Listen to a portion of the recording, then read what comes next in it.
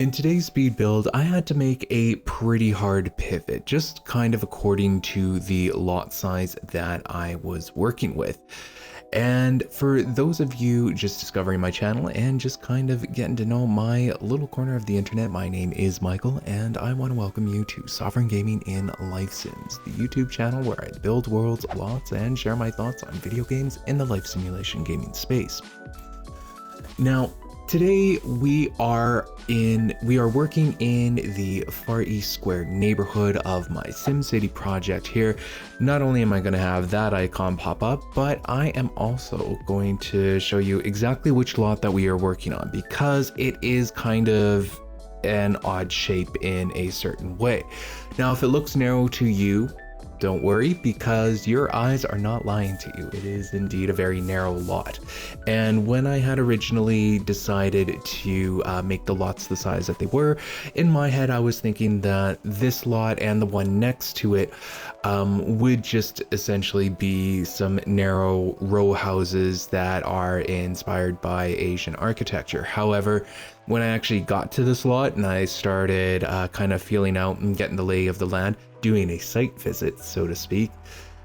Okay, that was a little tacky, but when I was getting the lay of the land when doing this lot, it really occurred to me that I couldn't, it wouldn't work as a really long row house or something of the sort.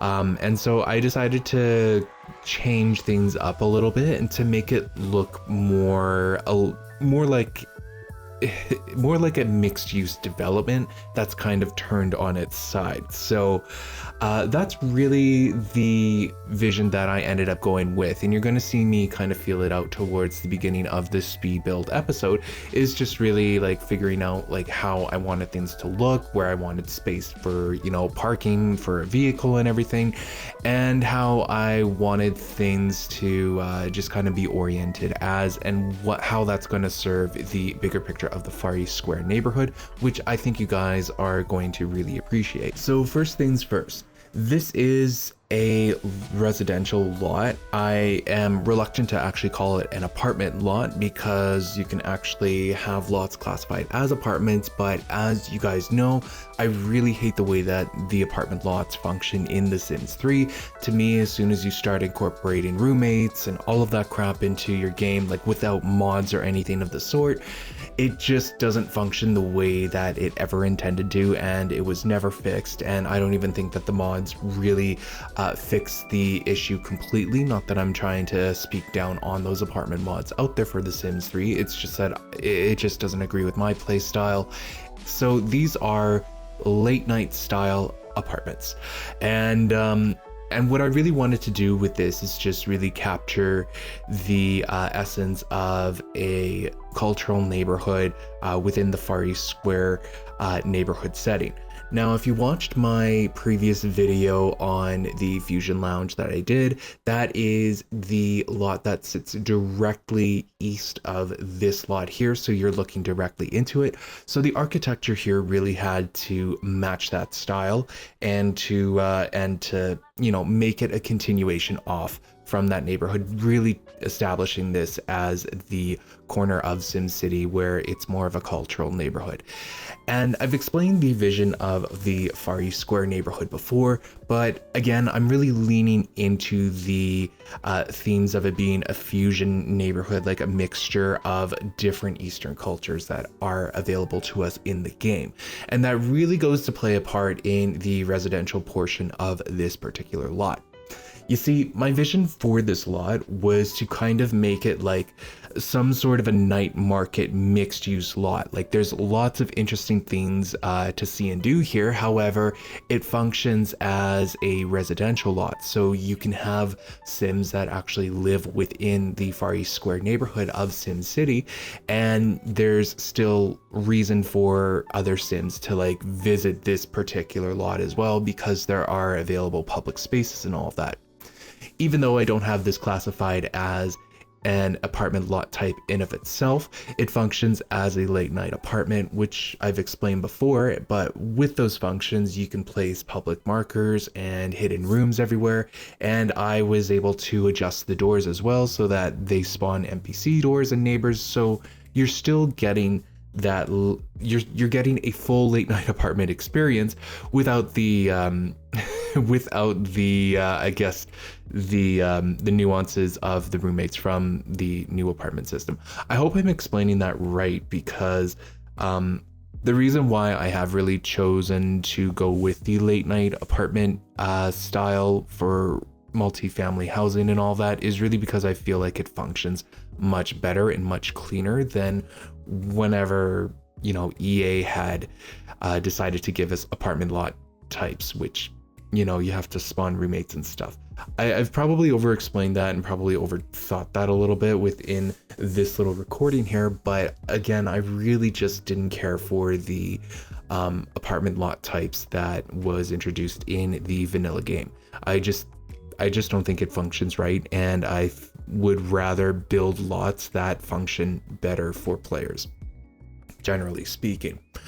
But yeah, the vision with this lot and with the lot that is directly south of this is that they are going to mirror each other, and they're really going to establish themselves as like some sort of cool Far East night market in the public areas, and that the public areas and the ground floor really offers a lot of things for Sims to do. So you can either like stroll down, in this case this street. I haven't built the other one as I'm recording this audio here, but you can walk down the street of this neighborhood and you can either like go to a restaurant, or there's even a public laundry mat if you really wanted to, and I even ended up creating a spa as well. So there's a lot of experiences to be had within the public areas of this particular lot, and you don't necessarily need to live on this lot to actually enjoy those experiences because of those public markers. So yeah, that was really the big vision going into this particular lot, is that I really wanted it to feel something that had multiple functions to it, but also offered an opportunity for players to actually place a household that lives within the Far East neighborhood. Now, I mentioned before that when I was designing the Far East neighborhood, that it was really an amalgamation of a lot of Eastern cultures, just kind of based on the access that we have with the assets from the Sims 3 store and with the Sims 3 franchise in of itself. It really has a lot of Chinese and Japanese inspired objects and inspired sets, like from the store and even from the franchise in of itself, but it doesn't really have a lot of other Eastern cultures outside of that, except for a few sets here and there. Well, in today's build, I actually decided that, I actually chose, very consciously chose to make the residential part of it very inspired by the Cambodian set that came with the Sims 3 store, since I feel like with the way that I'm using those blinds particularly, I really needed to explore the entirety of that set. So the residential 3-bedroom apartment that you do have access to within this build is actually built completely based on that Cambodian interior design. And so I tried to keep everything very Cambodian inspired throughout the entire build there. Again, this really goes to reinforce that Far East Square neighborhood within SimCity is a fusion of multiple Eastern cultures here, and it isn't just like Chinese and Japanese, but it also like borrows some other Eastern cultures here and there. I've only got a couple of lots for the Far East Square neighborhood, and then we do have to transition with some of the other lots, one of them being a very complicated build, but I haven't even touched that one as of yet. So there's a few things that I need to do before figuring out what that transition is going to look like, but with these few lots that I have completely dedicated to the Far East Square theme and to the Far East Square feel, I suppose, I definitely want to try and capture at least a couple of different cultures, just so that it isn't just squarely one culture that dominates the other. It's more of a balance between a multiple Eastern cultures, really, and that's something. It's just like a little bit of diversity here that I really wanted to add into this neighborhood, just to keep things interesting and to also just explore those different sets and different themes in ways that I really should be exploring more of. Now, I mentioned it in the last speed build here that I don't mind having different versions of interior designs existing within different forms of housing. So the Cambodian set that you see here might be replicated again in a suburban build sometime down the line in Blue Water Village, for example. So those different kinds of interior designs are not solely dedicated to this particular neighborhood, but it is very likely that I'm going to be replicating those interior designs elsewhere within the city. So you might see a suburban house design with the Cambodian set, could be an apartment with that. So that's kind of something that I also wanted to take a chance to reiterate as well, is that even though the Cambodian set will be used for the residential apartment of this particular lot, I also plan to like reuse it, for example, in future housing developments. So it's not something that has to be isolated to this particular neighborhood. It'll obviously be spread out across several different neighborhoods. Hope that's all making sense to you. Much like the Fusion Lounge House of Blue Leaves build that I did, the exterior of these structures are very Chinese and Japanese inspired, and that is really just to match the same energy as the House of Blue Leaves build that we did when we first entered the Far East Square neighborhood. So with that in mind, the roof is actually very important to get right in order to try to achieve this kind of architectural style. And I'm not even like too confident myself to call it like specifically Chinese or Japanese. I rather think it's more of a blend of the two, just because of the exteriors that I use, the references that I was using, the form that it took, and also the fact that the only pagoda roofs that we have access to came with the World Adventures expansion pack, which was very much an expansion pack that featured a region called Shang Simla, which is based off of China. So with all of that kind of combined and fused into one vision there and into one execution, I suppose, I'm not confident like calling this strictly Chinese or Japanese in terms of the exterior style there. Rather, it's more so a blend of the two, if anything, and if anything, not very accurate.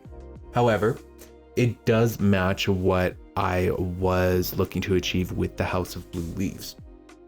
Now, if you watch the speed build here carefully, you're going to notice that there is a bit of terrain on the ground on the west side of the lot that borders the ocean and the river there. You know, unfortunately, this was one of the issues that I found after exporting the world and starting on the lot builds, is that there is some terrain on some lots here and there.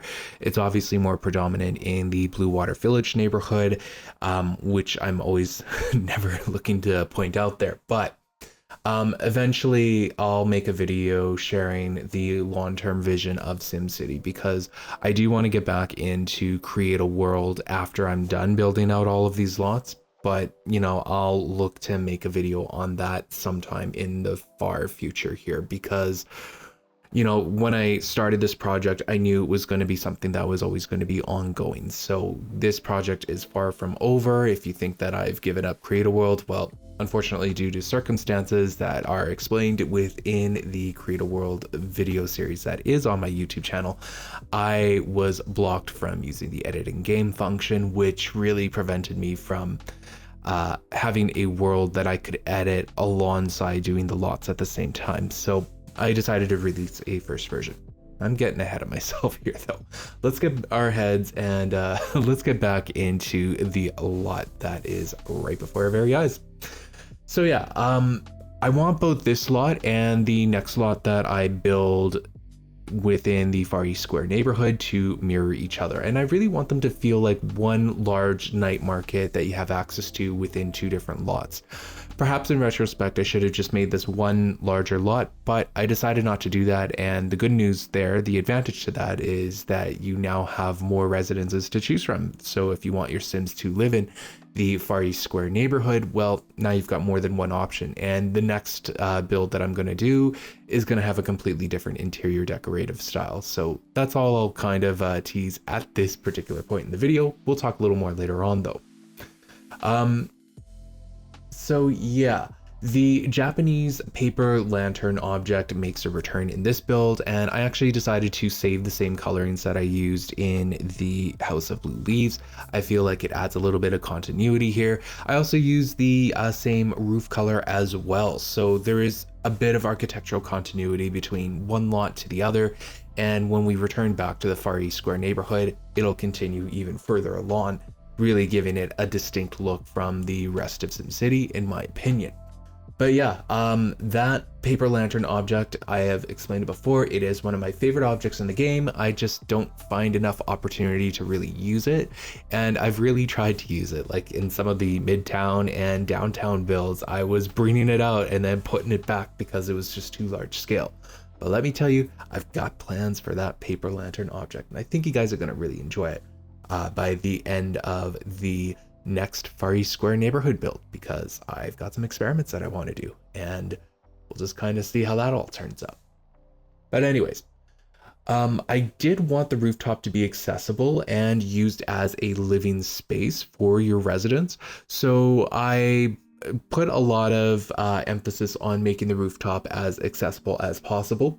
When doing the rooftop though, like with the pagoda roofs and yeah, with the pagoda roofs, there's a lot of clipping between that and the ground. And, you know, when I was trying to put in the half walls there to kind of give it like a proper wall barrier, I didn't go all the way because it would clip, like I didn't extend that wall barrier throughout to cover the entire exposed rooftop part, because it would clip through the roof and it just didn't look as good in my opinion. So I decided to let aesthetics win that battle.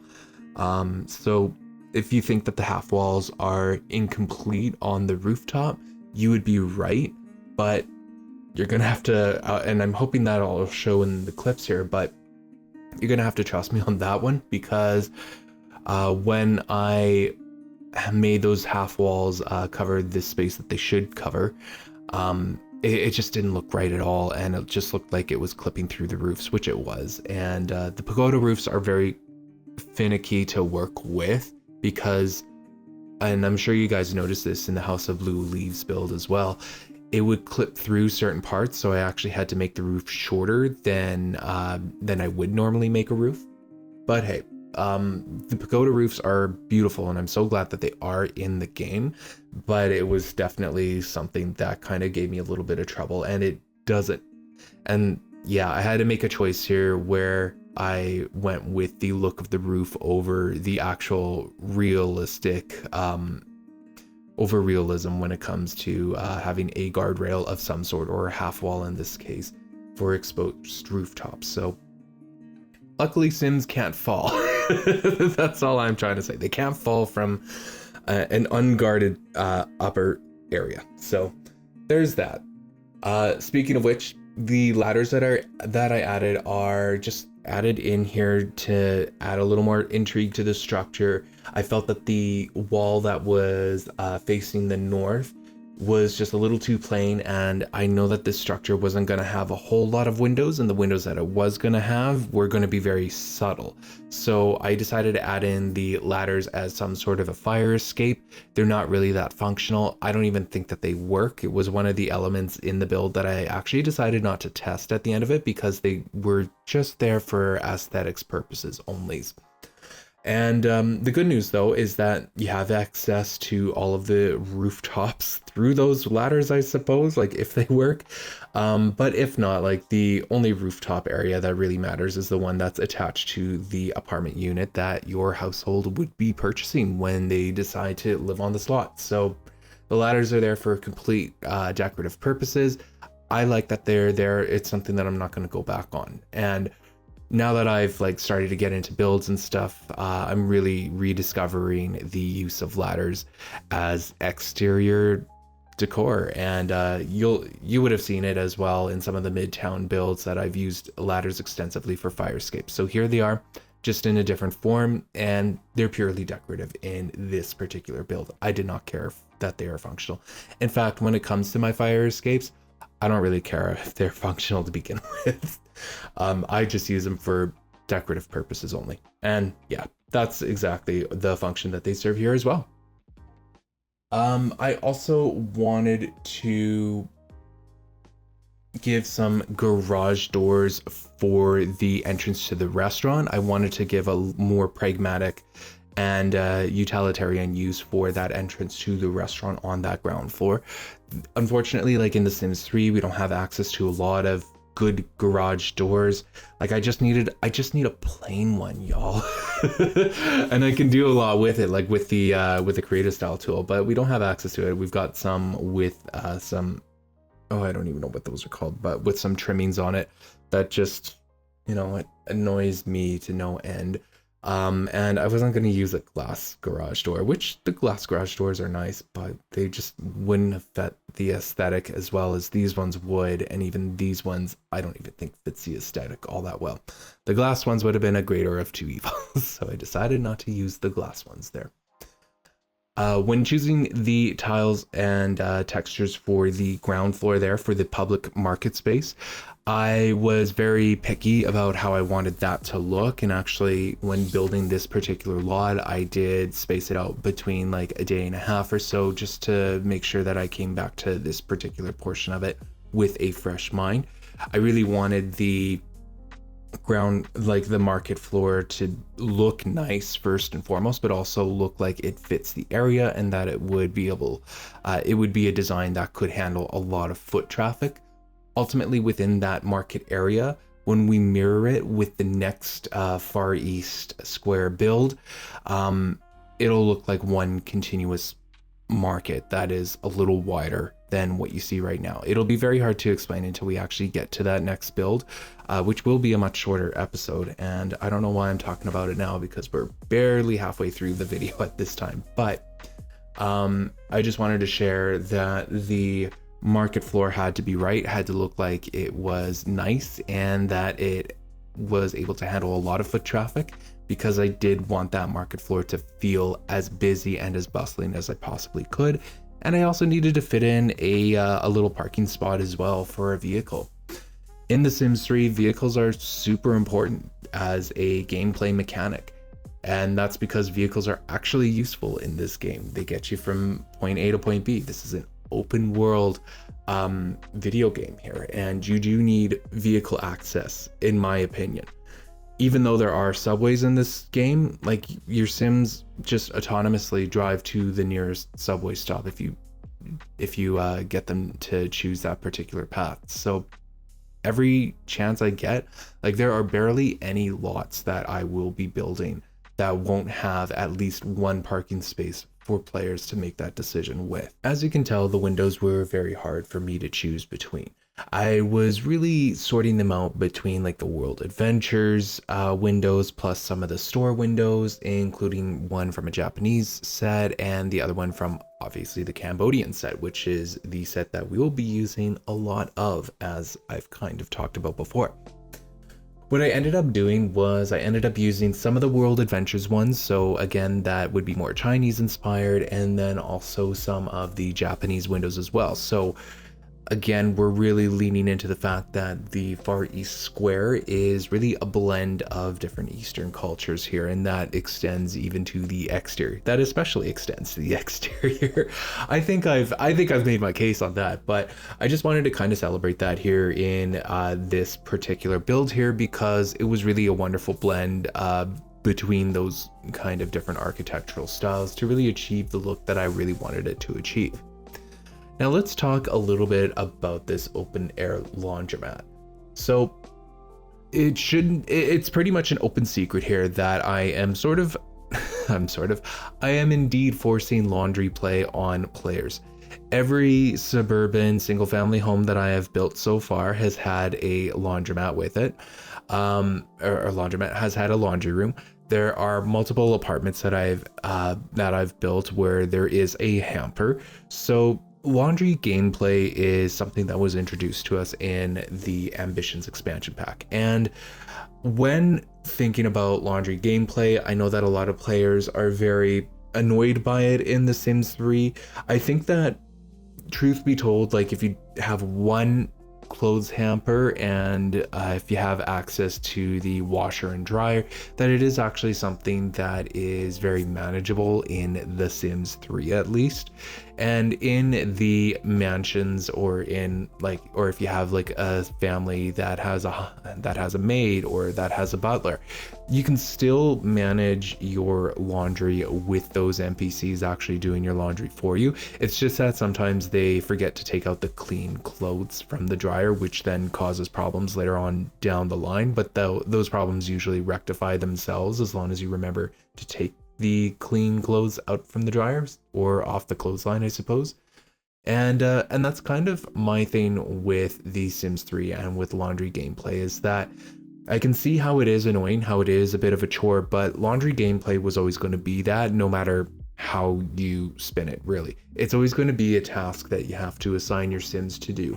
And even though I do kind of force it on players here, I feel like in The Sims 3, in the context of The Sims 3, it is actually still a very manageable chore to actually do. So it just depends on like which form of laundry that you have access to. In this particular lot, I am building out a public laundromat because not only do I want the market floor area to be something that is very commercial, very bustling, very busy, I also want it to be very utilitarian as well. And so the laundromat, even though there's a hamper in the apartment unit itself, you'll actually have to take that down to the public laundromat and then, kind of wait out and do the chore there. It is a bit of storytelling in terms of getting your laundry done within this particular lot. Like, you actually have to go to the public laundromat on the first floor, but again, it just goes to show that I wanted this lot to feel more multifunctional than just a place of residence. So I decided to lean into that completely in terms of that gameplay, and within the SimCity world and within the lots that I build, I will continue to make laundry gameplay an element that I will consider going forward for all of my lots. So eventually there will be a public laundromat lot that I will be building, but that's not for a while out here within SimCity. And you'll also notice as well that in some apartment buildings, I will give you in-suite laundry, or I'll give you a public laundromat. Actually, I don't think I've done that quite yet in my builds, but that is absolutely in the cards. But anyways, laundry gameplay is something that I particularly enjoy, and yes, I am forcing it on players, but at the same time, I feel like it's very realistic and still very manageable within The Sims 3. So yeah, despite the marketplace existing and being a public area, I do want it to still have some utilitarian uses. You'll eventually see me build out a garbage area using just a tiny bit of custom content from outside of the Sims 3 store, just for some pallets that I really wanted to like bring together with that particular use. So I want this lot to feel like it's made for both residences and also for the public, and that there are some realistic uses that tend to pop up in both of these lots. Both this lot and the next Far East square build that we do. So again, the Cambodian blinds that I talked about extensively in the last episode, they are making a reappearance here, except this time they're added to the entrance of these archway gates to give it some sort of a shutter look. And admittedly, like, I could have made it even metal. That could be something that I go in and redo as a possible edit. But there's not a whole lot that I would edit in this episode, if I'm going to be quite frank with you guys. But still, I could have made those Cambodian blinds metal so that it appears a lot more rustic and a little more, like, gives a little more urban grit to it. But I decided not to. I felt that the wood was also very graceful as well, and that it could function as a proper shutter that you would pull in front of your doorway to lock it up for the night or whatever. So I added those here, and it again just goes to show like how functional and how useful that those Cambodian shutters really are. I really, really love and enjoy them as an object, and I can't say enough good things about them if I am going to be completely honest with you, just because they are so flexible and they look nice, and they can be remixed to give a little more of a rustic feel to them if you wanted to. I love what they do for closet spaces. I just can't get enough of them, and in this particular build, even though I don't overuse them, they're going to be the number one object that I will use, and I will even make a Reddit post about this eventually because they are so nice. But yeah, the interior of the laundromat might be something that is on the list of things to do for like some sort of a Far East Square redo or an edit episode, but I really wanted the laundromat itself, the public access one, to feel very utilitarian, and I wanted the interior design to be nothing to write home about, really. I just wanted it to feel very functional, and yeah, in future, like for the future laundromat build, which I haven't even thought of, I will likely be making stronger interior choices. However, for this one, I wanted it to feel very sterile, very utilitarian, and just like used by the residents that actually live on this lot and really just there to function. I didn't need to really go overboard with it. I did add in some vending machines to it as well, and I need to get better with adding in vending machines in general within my builds, because I feel like they are such an urban element, and I really love the vending machines that came with the University Life expansion pack, and you can also kill Sims with it as well. So you know, it's one of those silly things where I'm like, oh, there could be an interesting story here. They got crushed by a vending machine while they were visiting the night market in Far East Square. Like, that could be something that players want to do with their own kind of gameplay styles there. I've added in vending machines elsewhere, but I just need to continue to remind myself to continue adding them throughout the city where it makes sense. Full transparency, I actually ended up having to redo the restaurant twice, and I definitely tried to cut out as much footage from the first attempt that I did, because it wasn't really giving anything. I think that I might have did the first attempt just after a long time that I was on The Sims 3, just kind of building, and I just kind of ran out of steam. So I decided to redo the restaurant. So with all of the red motifs and everything, it definitely does take on a color palette that is, I would say, almost a little more Chinese, traditional Chinese than anything else. However, a lot of the objects that I'm using are again from the Japanese set. So here we are again blending two Eastern cultures together, which really again speaks to the full vision of the Far East Square neighborhood. And that was something that I really loved, and I really intended for this restaurant design to be a fusion restaurant anyways. So it all kind of just worked together in that kind of sense. And I know that typically fusion restaurants really choose their interior decor more specifically, and they don't necessarily choose a blend of cultures, but this time I decided to do so. But yeah, that is something that I had, that was the choice that I had decided to make for the interior decor. Now, those of you that have been watching the screen pretty intensely there, you would probably notice that I did not drop a public marker. And there is a very intentional reason why here. So as a player, I wanted to really bring a different gameplay style to players. And in this case, I wanted to bring a gameplay style where you live and work on the same lot. So when you purchase the residence for this lot, like when you move your households in or whatnot, they actually own the restaurant on the ground level there, and I do kind of want you to pay for it. So that's why I decided not to drop a public markers, because I really wanted to give a lot to the players that allows you to live on top of the restaurant that you're running below. And yes, I did do play testing with this at the end of the build. Like I've mentioned many times before, I do play test all of my lots to ensure that pathing works out, etc., etc. And one of the things that I play tested here was to ensure that you could run a restaurant on that ground level while your Sims are living on the lot. And you absolutely can. It's just you can't name your restaurant or anything of the sort, since you are limited to the business as usual bistro set, which is from the Sims 3 store. But yeah, there are mods out there. There are restaurant mods out there that allows you to go a little more in depth. I don't know how that would work with this lot because I don't really play with those mods particularly. But in SimCity, you now have an option to live on this lot and then own the restaurant below it. And that was something that I really wanted to bring that kind of an opportunity to players, so that players didn't really have to, figure out how to fit that sort of play style into the world here. So that was the intention going forward here. And it also just adds more storytelling to the area, in that you have somebody that's moved in.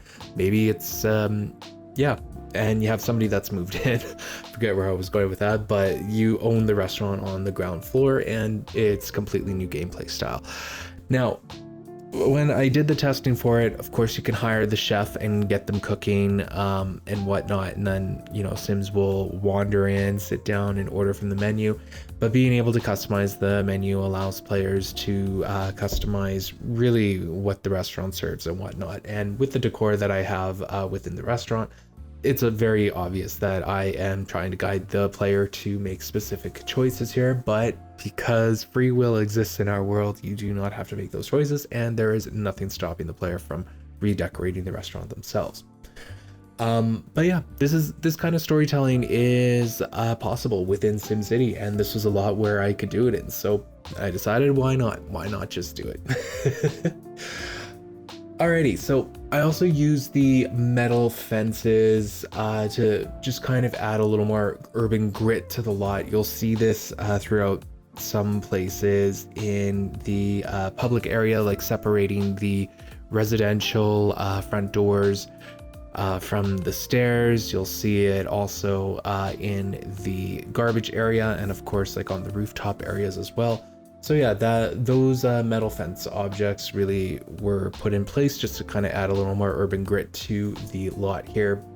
And yeah, I just really wanted to do that. It was a style choice that I wanted to make, and I was just like, all right, I just kind of wanted to make sure that a little tiny bit of urban grit was added in here, and that was the way that I really wanted to introduce it as. By the way, speaking of which, in the garbage area, the pallets are custom content. I'm going to leave the download link to those pallet objects in the description box. The lot, of course, is in there as well. So as you guys will be watching this episode, this lot is available to download. So I've got both of those links in the description box if you guys are interested in picking up this lot. So that is certainly something you could take into consideration. Now, if you've been on this channel for a while, I've kind of been on the fence a little bit when it comes to downloading custom content from outside of the Sims 3 store, and those wooden pallets are certainly objects that are outside of the Sims 3 store, but they are from the Sims resource, which I find to be a very reliable site to download from. So yeah, if you are downloading this lot, it is going to come with those pallet objects, and it's best to just download those pallet objects from the Sims resource or whatever the link is before actually downloading this lot in particular, just because it'll cause less issues, I suppose. So I did add in a massage parlor to the ground floor as well. I really wish I could make it more like an acupuncture clinic, but Yeah, you can get acupuncture from the massage table, which is a premium content object that came with the Sunlit Tides world from the Sims 3 store.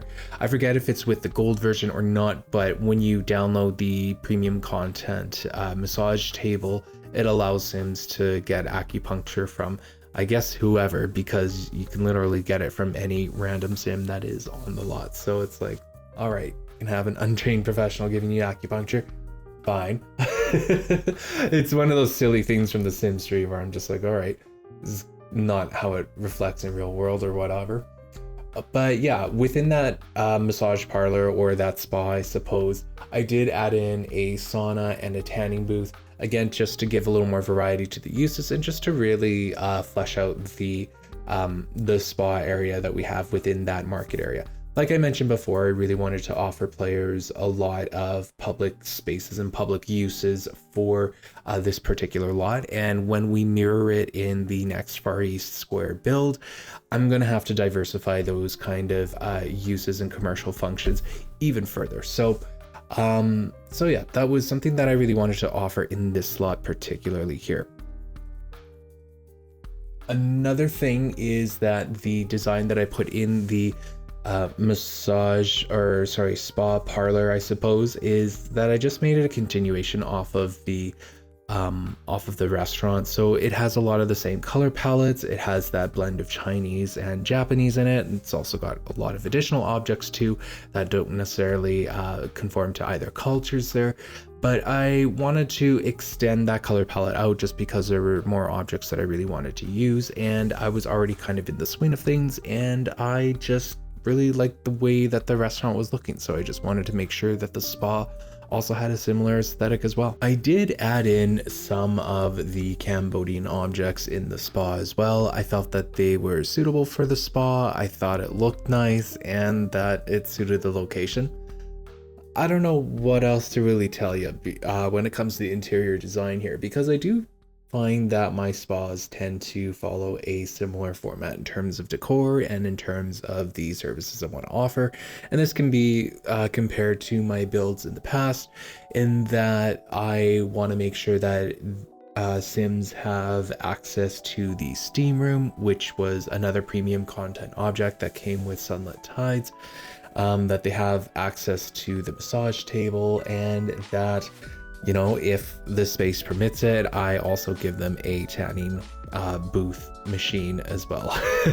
I don't know what to call that machine thing really, but I know I've done a similar setup in some of the residential builds that have public areas similar like this. I believe I did it for one of the Midtown condo builds, and I definitely did it for the penthouse build that I ended up doing. So there is a formula, there is a rhyme to my reason there, and this time around I just tried to use more Asian inspired decor, and I used a blend of pretty much everything that we had access to with the same color palette, or with a similar color palette I should say, as to the restaurant. Now, for the rest of the market area, like the ground level in front of all of these commercial shops and stalls and such, I decided that I just needed to add in some seating and also a fruit stand as well. Essentially, I want this area to be a lot more pedestrian friendly, with the exception of the loading zone and the parking space that you have just right in front of the unit, and I guess in front of the restaurant as well. So that's really the only place that should be somewhat vehicle friendly, but the rest of it should be a lot more pedestrian friendly.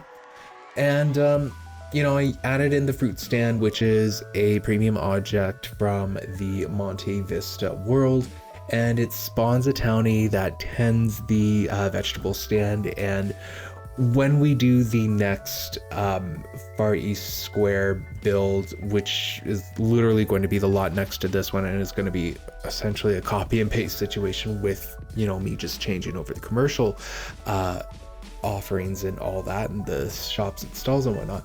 But when I get around to that, like, I won't be adding in the fruit stand on that side of the night market, I suppose, because I just feel like you can overload it. Like, it can get a little too tedious, and at that point I'm just like spamming a certain object. But I did add in the rest of the seating, and the seating, like I mentioned in The last build that I did is a little bit of a cop-out, but I also felt it was something that kind of made this place just a little more pedestrian friendly. It is a little bit of set dressing, admittedly, in that this lot would never get so busy that you'd have Sims like actually eating outside or whatnot, but it's there, it looks nice, and I felt it suited the area, I should say, and so I just decided to keep it, and I just kind of kept it moving from there. The apartment itself is a 3-bedroom apartment, and I really wanted to have a larger apartment to offer here, just because I really wanted to encourage family gameplay.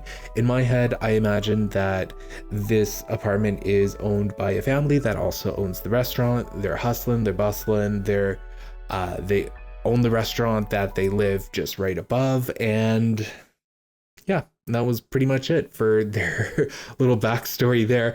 It wasn't based off of any particular NPC family or anything, but that was just kind of the story that I really wanted to tell with this particular apartment lot build.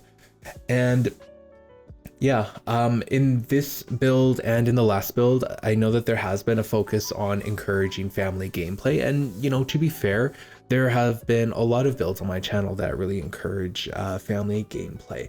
And it's just that we haven't got to a particular build that I don't, where I want to encourage like more single living or just like couple living or anything of that sort. It's just that like when I did the family condo build in Midtown, and then, well, a good example is actually the investment condo. When I was building that in Midtown, I decided that I wanted it to be a 1-bedroom, and it's more so for investment purposes, and it's obviously designed for either a single sim or a couple that are living together there. Like it doesn't allow for a lot of room for family growth and whatnot, whereas this one I really wanted to encourage that kind of family gameplay. And it's just that on this channel and with the order that I am going in, it just feels like I have been doing a lot of family centric residential builds that just happen to be one after the other. So that's kind of the case that that's kind of where we are at with this channel, is just that there is a lot of family gameplay being encouraged, but don't worry, eventually we're going to switch over and it's going to have a better balance with like more singles and couple living, and it won't be so focused on family living and all that. So don't worry. If you're thinking that I'm just building the city for families, it's obviously not going to be the case. And when we get into the uptown neighborhood builds, I think you guys are going to really see that. So that's the case with this one. I guess you could also argue that the penthouse really isn't geared towards families as well, just because it didn't like make a nursery in there. But hey, that is an argument I will let you guys hash out in the comments section. But yeah, the rest of the build here and the rest of the layout for the apartment unit itself is actually very cozy and something that I feel is a little more realistic to the scale of something that you would see in real life. I know that like with some of my single family homes, a lot of them feel a little larger than what they should be. Even with the townhouses, like they are probably a little wider than they would realistically be in real life. But if you look at real life and with the objects in the game play that we really have to deal with The Sims 3, it just wasn't possible to make them any narrower with those sloped driveways, because those were just driving me nuts. But hey, you know, I am not really off. I really just don't feel like talking about other builds here. But with this one here, I feel like it's truer to the scale that you would see it at. And, you know, similar to the investment condo build, I felt that investment condo build was also very true to a realistic scale that you would see in the real world. And I just wanted to like bring that up only because there is a careful balance between having to build something according to the gameplay limitations of The Sims 3 versus emulating something one for one in the real world. So yeah, this build feels a lot more cozier in that kind of sense, but I also feel it also feels realistic as well. The blinds from that Cambodian set, you guys, make a reappearance again, and I don't know why the Sims 3 community has slept on these blinds, because they're just like perfect for closets. So I use it for our front door closet. It just adds a nice little touch there. So yeah, let's talk a little bit about the Cambodian set that is offered on the Sims 3 store. So I'm going to throw up a screenshot here of the Cambodian set because this is what I'm seeing when I'm looking at it. I'm looking at a set that was very much inspired by ancient, like the ancient Khmer Empire. I'm not even too sure if I'm saying that right. And there's a lot of stone motifs and a lot of stonework in the walls and in the floors, like especially in the screenshots that we show. Now, I depart a little bit away from that only because I wanted to use wood floors, for example, but I did decide to keep a stone wall as something that would be continued throughout the entire unit, just to try and stay true to this set, because this set will pair well with, you know, stone walls as far as I'm concerned, as far as I can see on here. So I did try to stay true to this set in certain regards, but sometimes I made a departure from what this set was showing on the Sims 3 store. Sometimes I do find that the Sims 3 store is a little outdated in terms of some of the sets that they're offering, but it doesn't mean that it's a bad set or anything. It's just that it needs to be a little more updated and a little more flexible in terms of like what it's used for. Like, I'm sure that they had specific references for the sets, for the set that they're offering with the Kingdom of Cambodia bathroom and bedroom sets.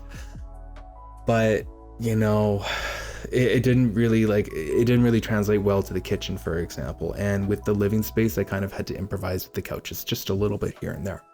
But anyways, there's a lot of stone, and that was something that I really enjoyed about this set, and so that was something that I really wanted to build throughout this set, and to make all of the objects in here look like they actually belong in the unit that I am building right before your very eyes. If I ever do end up translating, if I ever do end up using this set again for a future build, like for a single family home, for example, I know I'm really going to struggle with the walls and making everything look seamless and all of that, but hey, I'm going to cross that bridge if I ever get to it. But that's like something way far in the future. But it was a challenging set to use just because it was using a lot of motifs that I'm really not accustomed to using myself. I did add the vanity table at the entrance as opposed to in the bedroom or bathroom, which is where it was originally put. And I really like it at the entrance. It just kind of gives it like this false sense of like, it kind of makes it look like almost a shrine. And so that was something that I wanted to have in that front entrance there, and also someplace for you to drop your keys off if you're coming home and you have to put your keys somewhere. So yeah, this set had its challenges in terms of all of the stone motifs, but it was also something that took me out of my comfort zone in a really great way. And I think that this apartment really turned out something that was true to this set, true to the specific interpretation of Cambodian culture that the Sims 3 store was trying to achieve. And I also felt like it just fit this neighborhood as well. So I felt like I was winning by the end of this build. When it came to the kitchen and the dining room, I had to improvise a little bit.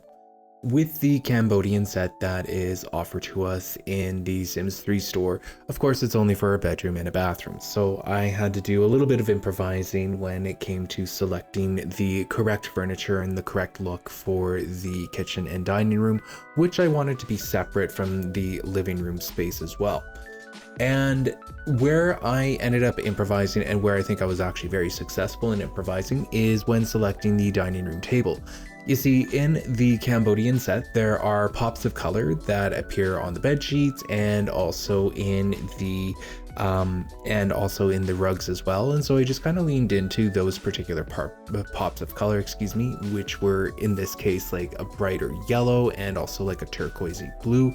So that's why I selected the dining room table that I did, which is actually from the Mexican Fabulous Fiesta set from the Sims 3 store. So who knew? There was like a really great crossover there for a single object that I thought was really great and just kind of fitted the aesthetic quite perfectly. The chairs are actually from the Indian set, and I'll speak more on that in the near future. I have some surprises in store for that, and I have a use for that set, and I will cross that bridge when I get there, which is something I tend to say very often. But in this case, the chairs worked perfectly. They kind of looked like a different version they looked like the chair version from the other chair that we get from the Cambodian set. So that comfort chair, I forget what those are called. I almost want to call them chaises, but that's not even correct, and that's like a French word anyways. So the Indian set had this chair that looked like a different version from what we get in the Cambodian set. So I just used that. I recolored it to match the yellow and to match the other accent colors to it, and I thought that it was actually just perfect. So it gave the aesthetic that I wanted, and I just kind of rolled with it.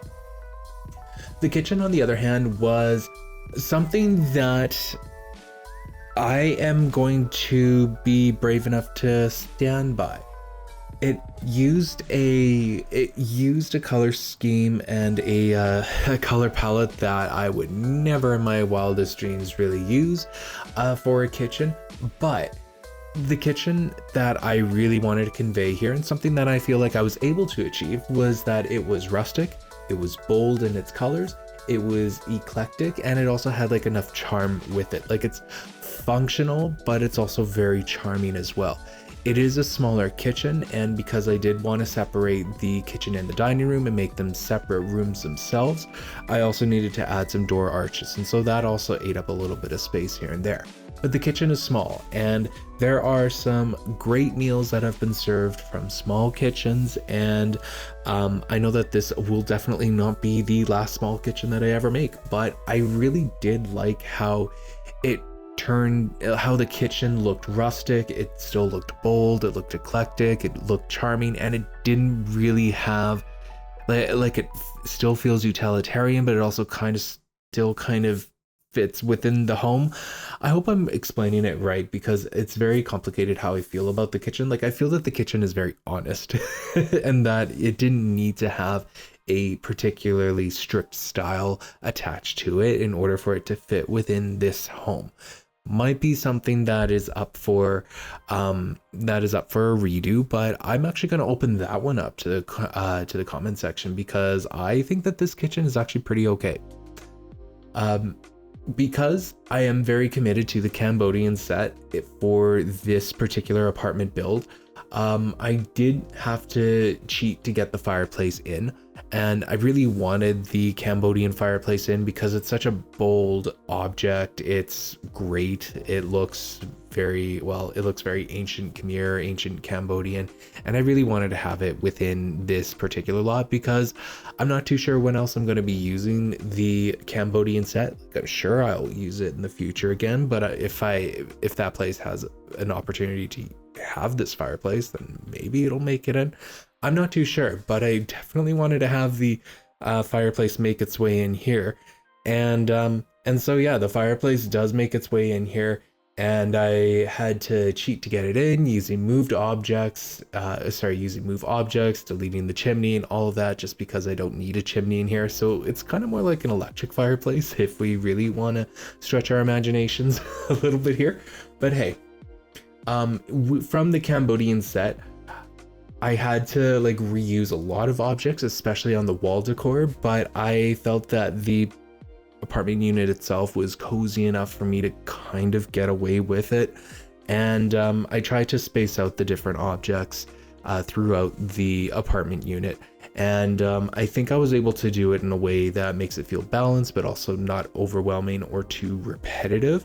Like, I think that if you were to do a tour around the house, you would see certain themes recur throughout the entire thing, and yeah, I don't know where I was going with that, but I had to reuse a lot of objects, especially the wall decor.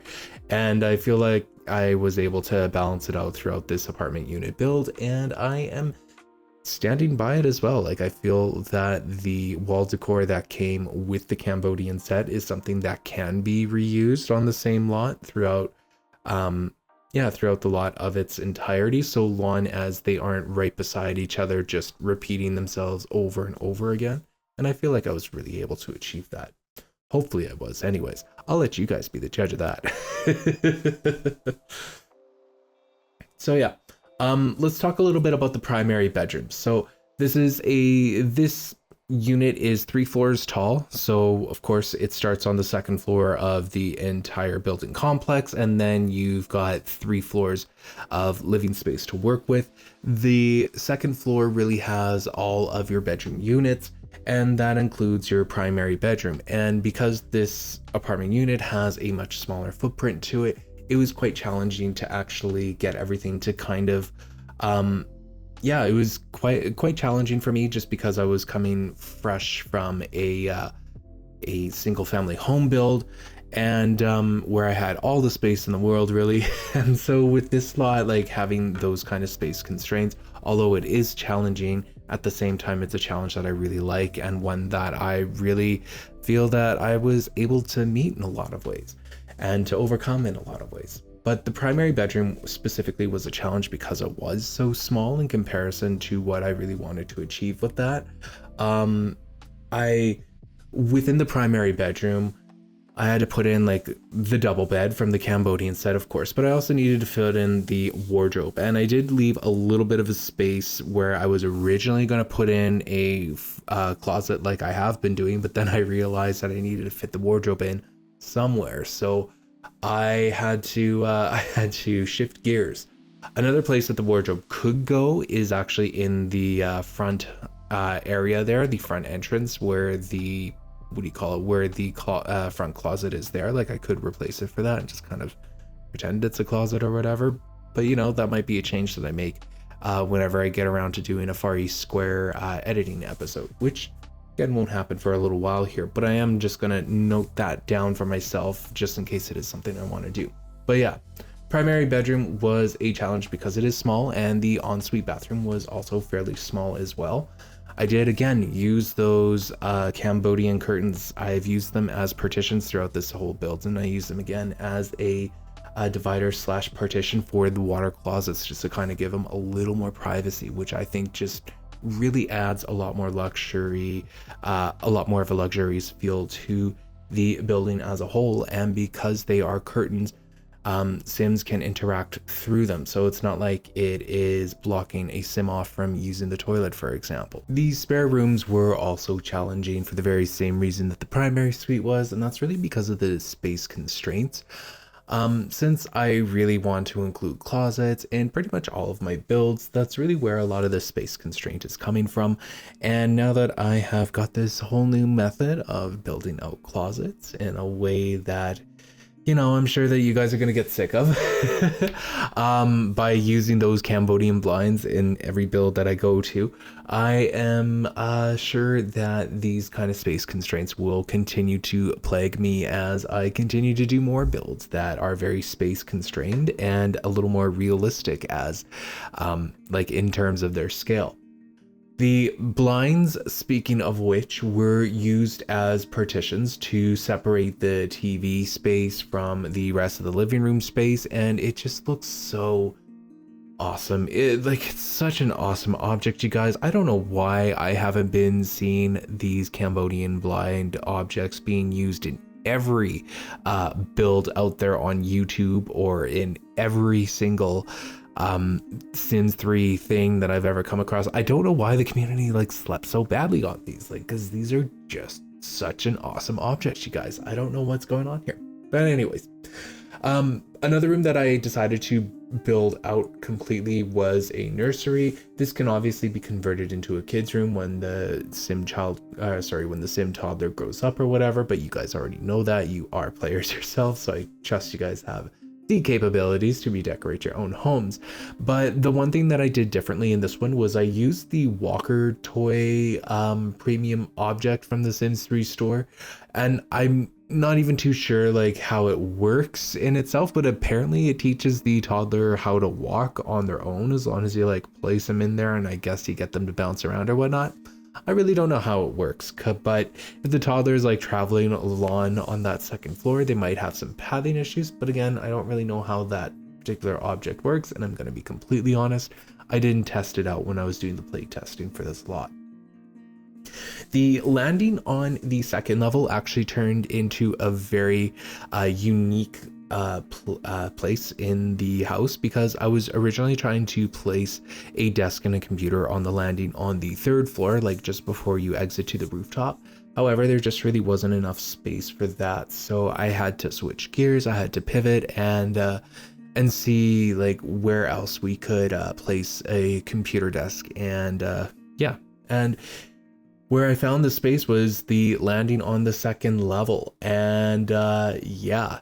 Once again, those Cambodian blinds really came to the rescue to really help separate out a stair landing area and from a study. So I was able to really add something that looked a lot more chic. Now, given I could have probably just used some regular old walls, but I really don't like the idea of having a solid wall located, like dividing a landing like that. So the Cambodian blinds, once again, came to the rescue, and I love that they look like wood slats and that they can be used as partitions when you have the move objects cheat on, and it just allows so much more light into the space. And the other partitions that we have access to in the game just really, they really just don't hold a candle to this one object, just because it's so flexible in its use. so yeah, it looks awesome for the level, for the 2nd level landing, and it gives you like a hidden office space that I really wasn't expecting to be able to achieve within this particular apartment unit. So was very pleased with that, to say the very least. Lastly, as we get up to the rooftop, like the 3rd level landing is really nothing to write home about. I just place in some decor, I make sure it's adequately lit, and I just kind of keep things moving so that the Sims keep moving.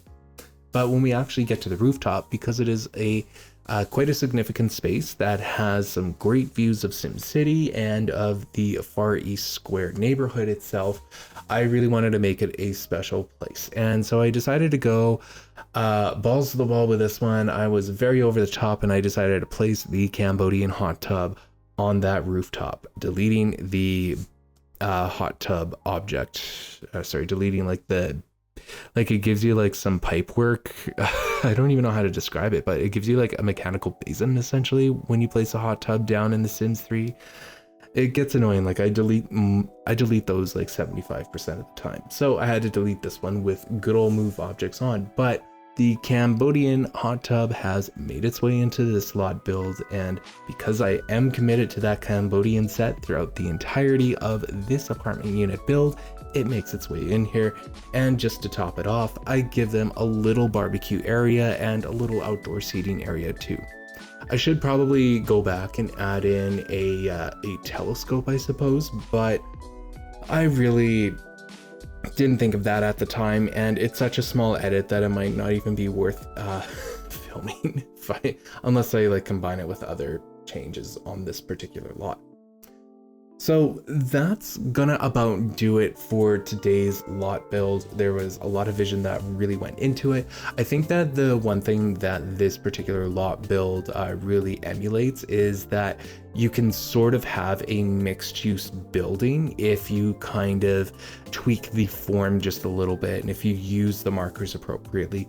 I mean, in this unit, you're not only getting like a 3-bedroom apartment unit, you are also getting a restaurant as well on that ground level, and you can actually open up a restaurant with the business as usual bistro set from the store. And I think that's pretty that's as close as a player will get to a true mixed use lot type here, and I think that I was able to achieve that in today's build. Now, if the tours aren't already playing, then feel free to stick around for those tours. It really goes to show like the amazingness of this lot and how it is a true continuation from the House of Blue Leaves build that we did in the Far East Square neighborhood. With all of that said, in the next episode, in the next speed build we're doing, we are going back to Blue Water Village, and we are doing yet another single family home, because that is the pacing that I have set out with you guys, and it is pacing that I will indeed be sticking to. And it's going to be another bungalow build, so I am sure that you guys will appreciate it, because I do take some risks with it, and I think that they paid off quite well. But you'll just have to wait around for that episode to release. Anyways, I'm going to take another minute here just to say thank you so much for watching. And if you've enjoyed this video and if you would like to see more like this, then feel free to like, comment, and consider subscribing if you haven't already. Thank you again for watching, and I hope you have yourself a wonderful day.